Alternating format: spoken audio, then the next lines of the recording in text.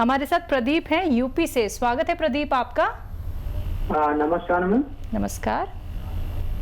मेरा सवाल अजीम जी से है। जी जी बताइए। नमस्कार सर। जी आदाब। सर हमारे पिताजी हैं, करीब उम्र है उनकी 65 साल। तो उनके घुटनों में दर्द रहता है और सूजन भी रहती है। ठीक है। और उनको सर्दी हो या गर्मी हो, मतलब हरदम जुकाम सा बना रहता है। ठीक है ठीक है। अच्छा देखिए, घुटनों के तकलीफ के लिए हर घर में एक बुज़ुर्ग है और हर बुज़ुर्ग को एक तकलीफ़ है। जोड़ों की तकलीफ़, घुटनों की तकलीफ़, कमर की तकलीफ़। अगर वो ये चाहते हैं कि उनकी सुरक्षा के साथ वो ठीक हो जाए तो एक रॉ मटेरियल आता है, उसको कहते हैं गोंद स्याह। गोंद स्याह, गम, गोंद मतलब गम। गोंद स्याह देखने में ब्राउन और जायके में कड़वा होता है। असली वाला लीजिए और 100-200 ग्राम ख़रीद लीजिए। इसका पाउडर बना के 2 चुटकी सुबह, ये चुटकी है ना, 2 चुटकी ऐसी भर भर के सुबह और 2 चुटकी शाम पानी से या बग़ैर चर्बी के दूध से या जूस से खिलाएं 2 बार, तो उनका कैसा भी दर्द ठीक होना मुमकिन है। ज़ुकाम जो बना रहता है उसके लिए लिसोड़ा आता है। लिसोड़ा गांव वाले सब जानते हैं। लिसोड़ा आप सर्च भी कर सकते हैं। लिसोड़ा लीजिए और उसको 1 चम्मच में जितने आए, सूखा हुआ मिलता है, उसे पानी में उबाल के उन्हें पिलाया करें रोज़ाना 1 बार या 2 बार, तो उनकी सर्दी भी ठीक होना मुमकिन है। जी, नेक्स्ट कॉलर हैं मुन्ना बक्सर से हमारे साथ। स्वागत है मुन्ना आपका। सर नमस्कार। जी आदाब। जी बोलिए। हम शुगर के पेशेंट हैं। ठीक है। हमारा शुगर है अभी 234। 234 दवा खाने के बाद? दवा खाने के बाद 234 है। अच्छा, ये खाली पेट की है या ना खाना खाने के बाद? अच्छा। खाना खाने के बाद खाली पेट की कितनी होती है? 180। 110। अच्छा। देखिए, जिन लोगों को शुगर होती है उनकी खाना खाने की बाद की शुगर जितनी होती है खाली पेट की, उससे 2 गुनी हो जाती है। ये उनका रोग है और इसके लिए आप सही दवा ले रहे हैं। और जो खाली पेट की है 110 है, ये अगर 100 के अंदर आ जाए तो बहुत अच्छा है। एक दवा है, एक सिरका है, वो बहुत इसमें मशहूर है और बहुत कामयाब भी है। आप उसे ले लें, जैतून का सिरका। आप 2-3 चम्मच सुबह, 2-3 चम्मच शाम अपनी सब्जी में मिला कर भी ले सकते हैं, पानी में मिलाकर भी ले सकते हैं। तो इससे शुगर कंट्रोल रहने के साथ आपके जो पार्ट्स ऑफ बॉडी जिनको डायबिटीज़ नुकसान देती है, जैसे किडनी, आँखें, लीवर, दिल, तो इनको नुकसान नहीं पहुंचने देती और आप एक सेहतमंद ज़िंदगी गुजार सकते हैं। अगले कॉलर हैं मोहिनी कोटा से हमारे साथ। स्वागत है मोहिनी आपका। जी साहब, वो साहब से बात करनी है, अतीम साहब से। जी मोहिनी जी आदाब, बताइए क्या सेवा? सर मेरे एक तो पहले तो मेरे पित्त में पथरी है। पित्त की थैली में पथरी है जो बहुत मतलब पुरानी है। कितनी बड़ी है? उसका कोई मतलब 18-20 तक है। ठीक है। 18 ml। ठीक है। और हाँ, और मतलब पित्त, कफ, वायु ये भी ज्यादा, और कुचल चलती है जो मतलब थोड़े निकल आते हैं। और उम्र है मेरी 75। अरे वाह, आप तो बहुत सीनियर है। मैं आपका बड़ा एहतराम करता हूँ। अच्छा देखिए, पित्त की पथरी ज़्यादातर जब बड़ी होती है तो उसे ऑपरेट ही करना पड़ता है। और जिसके भी पित्ते में पथरी होती है, जब भी वो कुछ खाता है तो वात, पित्त और ये सब बढ़ ही जाता है और बहुत परेशानी होती है, बहुत बेचैनी, बड़ी तकलीफ़ होती है। जब ये मूवमेंट में होती है तो बहुत तकलीफ़ देती है। अच्छा तरीका ये है कि इसको आप रिमूव करा दें। आजकल बहुत अच्छे ऑपरेशन हैं जो पता भी नहीं चलता और कैमरा डाल के ऑपरेशन कर देते हैं पेट में। तो आप उसके लिए दवा ना लें तो बेहतर है। और बाकी जितनी आपकी परेशानी है उसका मैं, अगर ये किडनी में होती तो कितनी बड़ी होती, मैं आपको नुस्खा बताया था, निकल सकती थी। तो इसके लिए आप ज़रूर ऑपरेशन की तैयारी रखें। और कभी ये क्योंकि इतनी परेशानी कर देती है कभी कभी, क्योंकि वो पित्ता जो है बहुत बारीक होता है, एक स्किन की तरह, एक झिल्ली की तरह होता है, वो कभी कभी उसमें ये इन्फेक्शन ऐसा कर देती है कि जान बचानी मुश्किल होती है। तो मेरी बात पर गौर करना और कभी भी इसे निकलवा दीजिए। आप सेहतमंद लग रही हैं, 75 साल की भी, और राजस्थान की बहुत मजबूत औरत लगती हैं आप मुझे, और बाकी आपकी तमाम चीज़ों का इलाज होना मुमकिन है। चलिए नेक्स्ट कॉलर हैं प्रोफेसर उदारी पंजाब से हमारे साथ, स्वागत है आपका। आदाब हकीम साहब। आदाब, कैसे हैं जनाब? बहुत कृपा आपकी। मैं बहुत देर से सिरना और सौंफ की फक्की ले रहा था कब्ज के लिए। अब ये कुछ काम नहीं करती। काफी देर इसने बहुत अच्छा काम किया है। अच्छा, आप ये बताइए कि और सौंफ की बराबर की मात्रा में लेकर, ठीक है, रात को लेते थे। अच्छा देखिए, आपको ये किसी वैद्य ने या हकीम ने बताया था कि ये लेना है? हेलो, एक जज साहब थे, मुझे मेरे को करीना में बताया था एक बार, तो मैंने शुरू कर दिया। अब 3-4 साल तो बहुत अच्छा चला है ये। ठीक है, मैं यही बताना चाह रहा था आपको। देखो, जज साहब का काम है कानून के फैसले देना। हम किसी भी जज के भी कहने से कोई भी चीज़ शुरू नहीं कर सकते। ये जो सना मक्की है, ये पेट को उधेड़ देती है। इससे होशियार रहें, लोग खाते हैं लेकिन ये आंतों को उधेड़ देती है।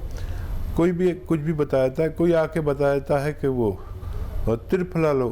ये त्रिफला और सना मक्की ये सब अच्छे लगते हैं कि इधर खाया इधर पेट साफ। आदमी सोचता है डॉक्टर ने मुझसे हज़ारों रुपए ले लिए और ये 2 पैसे का नुस्खा ने मेरा पेट साफ कर दिया। तो गौर से सुनिए ये बात मेरी, ये सब नुकसान देते हैं। जब तक इनको मैलूल नहीं किया जाता, इन्हें शुद्ध नहीं किया जाता, इनको शुद्ध किया जाता है। सना मक्की हो या त्रिफला हो, इसको बादाम के तेल में भूना जाता है, और या कोई गरीब आदमी है तो अरंडी के तेल में भूनते हैं इसे। अरंडी के तेल में भूनकर इनकी हिद्दत ख़त्म हो जाती है, जो नुकसान पहुंचाने वाली चीज़ है वो ख़त्म हो जाती है, फिर इसे यूज़ करते हैं। तो आप ऐसी कोई चीज़ इस्तेमाल ना करें। कोई भी जो लोग, करोड़ों लोग मेरी बात सुन रहे हैं, तो ये सब जो लोग आके बताते हैं, बाबा लोग और ये वो, तो इनकी बात में आपको फ़ायदा तो लगता है कुछ दिन के लिए, लेकिन हमेशा के रोगी हो जाते हैं। देखिए, मैं आपको एक नुस्खा बता रहा हूँ। सौंफ, सौंठ, अजवाइन, धनिया। सौंफ, सौंठ, अजवाइन, धनिया, ज़ीरा, और एक नमक आता है कलौंजी का नमक, उसे आसान ज़बान में कहते हैं, या एस्टेक कलौंजी कहते हैं। एस्टेक कलौंजी या नमक कलौंजी भी कह सकते हैं। वो इसमें 100 ग्राम मिला लीजिए और इन सबको पाउडर बनाइए घर पर, बाहर से पिसा हुआ बिल्कुल नहीं लाना।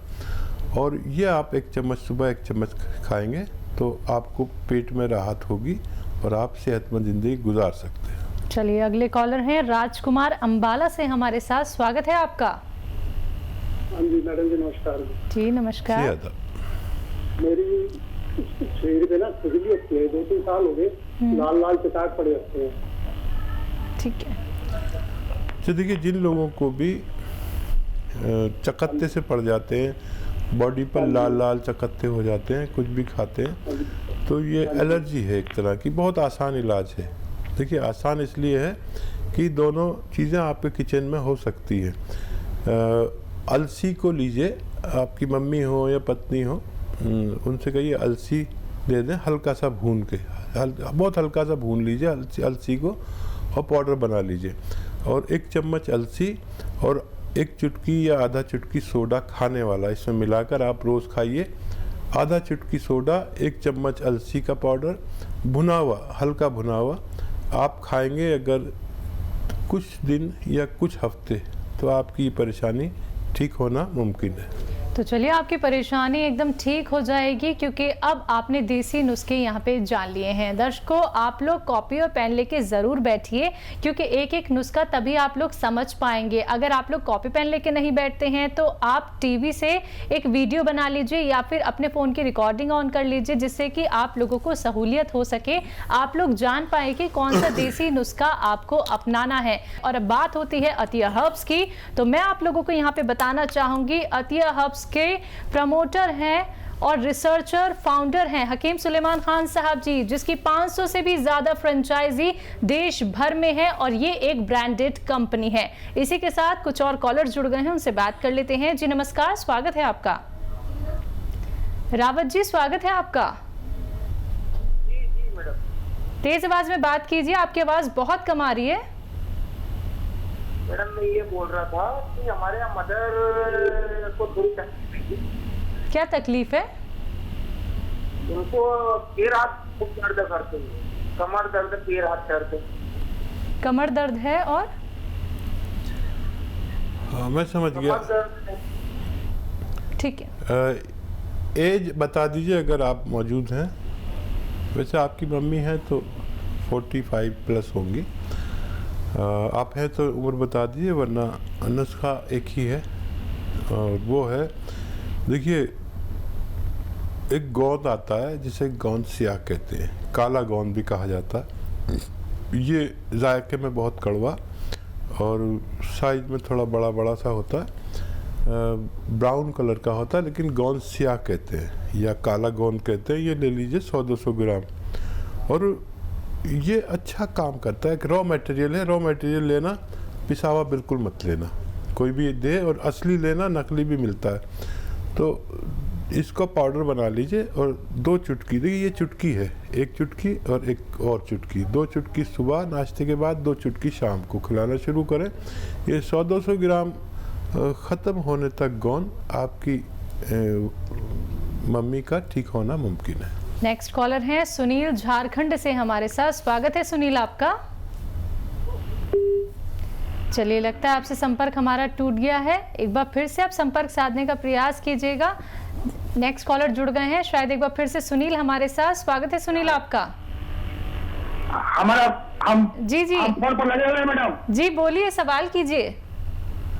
हमारा स्किन डिजीज है, हाथ और पैर में स्किन डिजीज हो गया है, काला काला हो गया है हाथ और में और पैर में। जी ठीक है, एज बताइए। एज हमारा 52 ईयर्स है। ठीक है। अच्छा देखिए, अलसी ले लीजिए 400-500 ग्राम, हल्का सा भून लीजिए और इसमें 500 नहीं बल्कि 600 ग्राम अलसी ले लीजिए और इसमें सोडा मिलाइए 50 ग्राम खाने का सोडा।